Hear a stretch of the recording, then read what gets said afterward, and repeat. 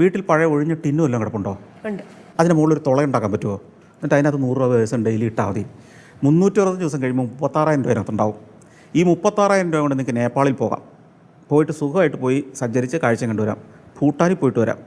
മാൽദീവ്സിൽ വേണേൽ പോയിട്ട് വരാം. അവിടുത്തെ ഏറ്റവും 5 സ്റ്റാർ ഹോട്ടലൊന്നും താമസിക്കാൻ പറ്റുന്നില്ല. തലസ്ഥാന മാലിയിൽ അത്യാവശ്യം നല്ല അക്കോമഡേഷൻ താമസിക്കാം. ശ്രീലങ്ക ഇപ്പോഴത്തെ പ്രശ്നമില്ലായിരുന്നെങ്കിൽ ഇപ്പോഴും ടൂറിസ്റ്റുകൾ പോകുന്നുണ്ട്. ശ്രീലങ്കയിൽ പോയിട്ട് വരാം.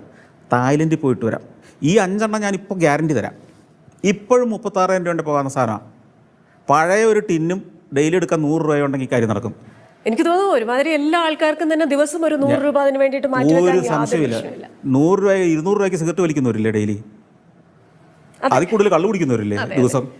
അനാവശ്യ കാര്യത്തിന് എത്രയോ കാര്യത്തിന് പൈസ കളയുന്നവരുണ്ട്. ഒരു കാര്യമില്ലെങ്കിൽ ഒന്നിച്ചിരി ഭക്ഷണം കഴിച്ചേക്കാന്ന് ഓർത്ത് ഭക്ഷണം കഴിക്കുന്നവരില്ലേ? അപ്പം ഞാൻ പറഞ്ഞത് ഇത് ഇമ്പോസിബിൾ അല്ല. ഇത് സന്തോഷ് ജോർജ് കുളങ്ങര കൈപിടിച്ച് നടത്തേണ്ടതല്ല. അവനവൻ്റെ ഉള്ളിൽ ഒരു ആഗ്രഹം ഉണ്ടാവണം.